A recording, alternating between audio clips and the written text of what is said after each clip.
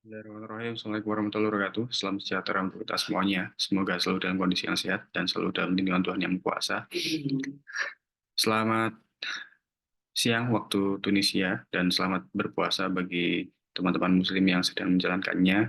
Dan hari ini saya kembali akan bercerita seperti itu mengenai pelaksanaan program diplomasi kebahasaan yang dilaksanakan oleh Badan Bahasa yang dikoordinir oleh Mustanda dan dilaksanakan di Tunisia.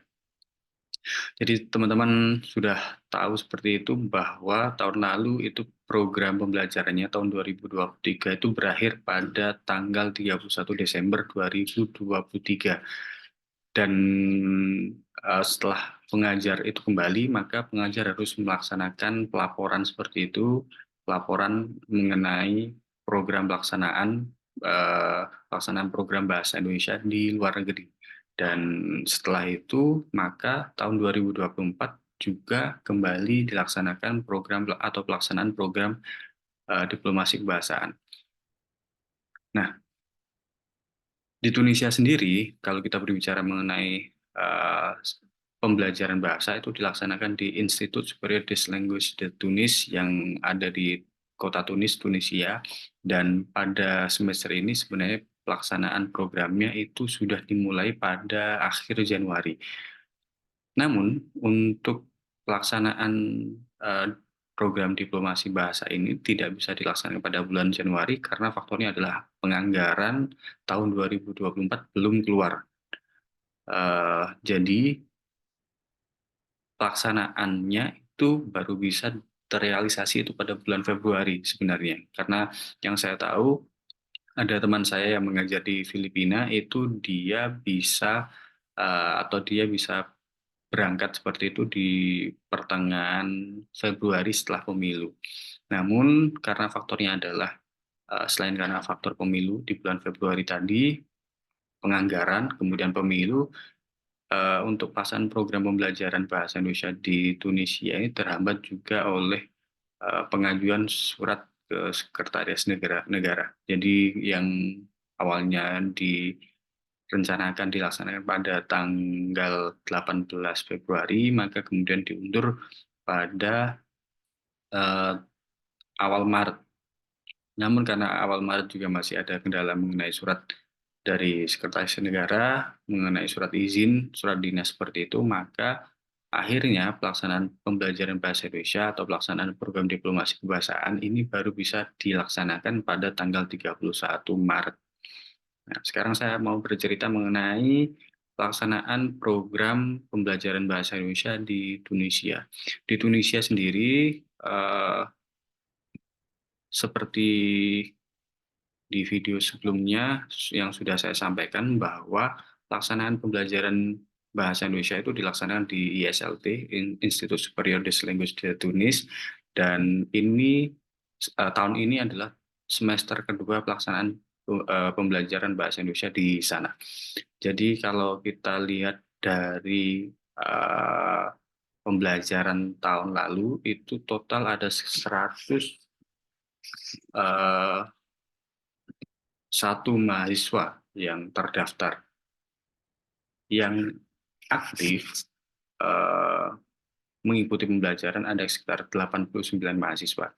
Jadi yang sisanya itu karena faktornya adalah ada tingkat pertama, ada tahun pertama yang seperti itu, dia masuknya atau bahasa Indonesia itu di sana sebagai mata kuliah pilihan. Jadi tidak menjadi mata kuliah wajib. Sementara tahun kedua dan tahun ketiga itu menjadi mata kuliah wajib. Jadi mereka wajib mengambil ditambah tingkat pertama yang mengikuti kelas atau mata kuliah bahasa Indonesia.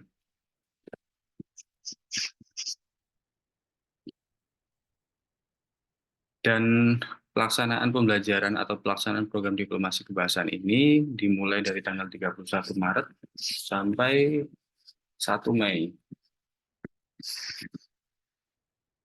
2024. Kenapa? Misalkan kenapa kok sangat pendek sekali, hanya seperti 1 bulan? Karena sebenarnya pelaksanaan pembelajarannya itu ya seharusnya mengikuti pelaksanaan dari semester dari ISL itu sendiri. Jadi dari akhir Januari sampai awal Mei, jadi sekitar 3 bulan, satu semester pembelajaran seperti itu.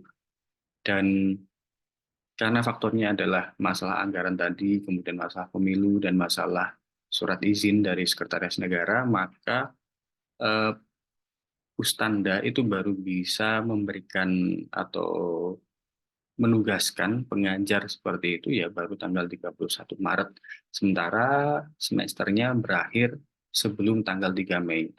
Tanggal 3 Mei itu sudah eh, apa ya, pemberian nilai kepada mahasiswa. Jadi 1 Mei itu nanti, sebelum 1 Mei misalkan tanggal 20 atau ya 29 atau 30 April seperti itu dilaksanakan ujian akhir semester seperti itu. Jadi seperti itu. Nah, kendala yang selanjutnya yang terjadi pada pelaksanaan program diplomasi kebahasaan di tahun ini, di awal tahun ini adalah karena adalah waktu Ramadan. Jadi penugasan saya di Tunisia sekarang itu mulai tanggal 31 Maret, ini sebenarnya tanggal 15 Maret sampai 31 Maret itu mereka atau mahasiswa itu ada libur. Sudah ada libur awal Ramadan seperti itu. Ini seperti ketika di Indonesia dulu ada libur Ramadan seperti itu ya. Ya. Di Tunisia sekarang juga melaksanakan seperti itu, ada libur Ramadan. Jadi mahasiswa itu juga libur, tidak mengikuti pembelajaran, dan mereka seharusnya itu kembali tanggal 1 awal Mei. Maaf, sebelum Maret. Jadi, maaf ya, tanggal 15 Maret sampai bulan Maret. Nah, mereka seharusnya kembali itu bulan April, awal bulan April, ya bulan ini. Namun karena faktornya adalah Idul Fitri itu dilaksanakan di minggu pertama, tanggal 9-10, seperti 9-10 April, maka mahasiswa itu urung kembali atau kemudian izin kepada dosen-dosennya bahwa mereka izin tidak mengikuti kelas karena mereka sudah mudik. Dan uh, mereka juga punya budaya mudik seperti di Indonesia, karena ya mereka kuliahnya juga banyak yang berasal dari kota-kota kecil seperti itu, daerah-daerah kecil, dan mereka kuliahnya di ibu kota, jadi mereka harus mudik. Dan pastinya juga ada eh, fase-fase ketika musik itu ramai, maka dari itu mereka memutuskan untuk tidak kembali ke kampus sampai selesainya Idul Fitri. Jadi kalau sekarang saya harus menjelaskan apakah sekarang ada kelas di universitas atau di kampus seperti itu, jawabannya tidak ada kelas. Jadi sekarang saya memaksimalkan menggunakan online, dan online-nya itu menggunakan WhatsApp karena di sini itu tidak seperti di Indonesia yang internetnya sangat-sangat murah, sangat bisa dijangkau. Kalau di sini mereka masih terbiasa dengan teknologi lama, belum banyak masyarakat yang terbiasa menggunakan teknologi baru, termasuk internet. Mereka masih mempertimbangkan untuk membeli internet seperti itu, jadi itu agak sulit untuk melaksanakan pembelajaran secara tatap maya melalui Zoom seperti itu. Jadi saya melaksanakan pembelajarannya menggunakan video, saya menggunakan video, membuat video kemudian mengirimkannya, atau melalui WhatsApp. Jadi menggunakan via via chat seperti itu, percakapan di WhatsApp melalui grup-grup yang sudah kami buat dari tahun lalu. Jadi seperti itu kendala yang dihadapi dalam pelaksanaan pembelajaran bahasa Indonesia di Tunisia.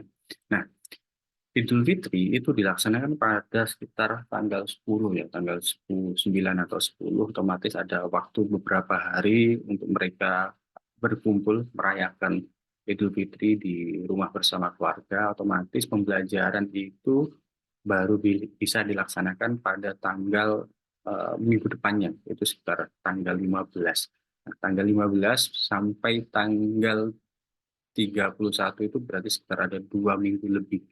Di 2 minggu lebih itu nanti uh, ya bisa saya maksimalkan untuk memberikan materi dan kemudian memberikan ujian di akhir bulannya.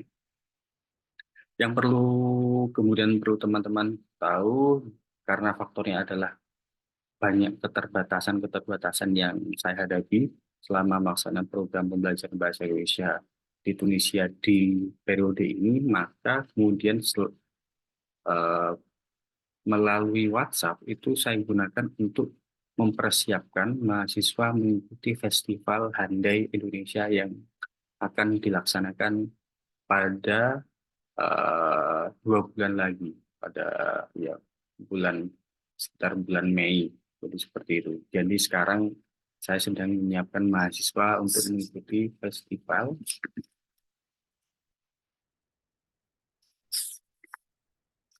Handai Indonesia 2023. Jadi di Festival Handai Indonesia 2024 ini ada banyak kompetisi yang diberikan oleh Badan Bahasa. Salah satu atau salah banyaknya itu ada menyanyi, ada menyanyikan lagu Indonesia, beberapa lagu, ada listnya seperti itu, nanti saya buatkan sendiri videonya. Kemudian ada berpantun, berpuisi, kemudian ada uh, menulis surat untuk Menteri Pendidikan, kemudian ada lagi uh, menyampaikan berita, melaporkan sebuah berita, jadi seperti itu. Nah, dari 101 mahasiswa tadi itu sudah saya saring beberapa hari ini. Beberapa hari ini saya bertanya kepada mahasiswa siapa yang tertarik untuk mengikuti festival ini, karena festival ini adalah kesempatan Anda untuk pergi ke Indonesia secara gratis, karena di festival ini ketika memasuki fase final, tahap final seperti itu, mahasiswa-mahasiswa dari seluruh dunia ini akan diundang ke Bali secara gratis. Pemerintah membayar semua biaya yang dikeluarkan di Bali, baik akomodasi, transportasi, maupun konsumsi yang ada di sana. Jadi karena faktor itulah kemudian saya sampaikan kepada mahasiswa, kalian harus mencoba festival ini karena ini adalah kesempatan yang besar untuk Anda bisa ke Indonesia secara gratis dan tidak menggunakan waktu kuliah. Jadi waktu kuliahnya mungkin ya hanya terpakai hanya sekitar 1 minggu seperti itu. Dan setelah kemudian saya saring ada sekitar 30 mahasiswa yang tertarik untuk mengikuti festival ini. Mahasiswa yang lain itu kenapa tidak mengikuti, karena faktornya ada beberapa hal. Salah satu faktornya adalah karena di institut ini akan ada kegiatan yang berkaitan dengan kebudayaan Cina. Jadi bahasa Indonesia yang sudah saya sampaikan kemarin bahwa bahasa Indonesia itu menjadi mata kuliah yang ada dalam program studi bahasa Oriental. Bahasa Oriental itu bahasa Cina, dan karena faktor itulah di institut ini memang bahasa Oriental sudah menjadi bahasa yang cukup diminati oleh mahasiswa, dan bagaimana peran pemerintah Cina memberikan bantuan atau memberikan beasiswa dan kegiatan-kegiatan di institut ini cukup cukup besar. Jadi maka dari itu pada pelaksanaan Festival Handai Indonesia ini bertepatan juga dengan pelaksanaan Festival Kebudayaan yang ada di institut ini, Festival Kebudayaan Cina yang ada di institut ini. Jadi seperti itu. Jadi di minggu-minggu ini sudah ada 30 mahasiswa, kemudian saya sampaikan kepada mereka untuk memilih kompetisi apa yang akan mereka ikuti, dan setelah itu akan kemudian saya saring untuk mahasiswa memilih beberapa topik, misalkan mereka memilih lagu, menyanyikan lagu Indonesia, otomatis saya meminta mahasiswa untuk memilih lagu apa yang akan dinyanyikan, kemudian setelah itu ya baru latihan, latihan, dan latihan. Jadi itu adalah uh, cerita beberapa hari ini setelah saya sampai di Tunisia yang akan dan yang sudah dan akan saya laksanakan dalam program mendiplomasikan bahasa Indonesia di Indonesia sambil menunggu Idul Fitri, dan nanti setelah Idul Fitri ya kembali kepada pembelajaran normalnya seperti itu. Jadi itu teman-teman yang bisa saya bagikan dalam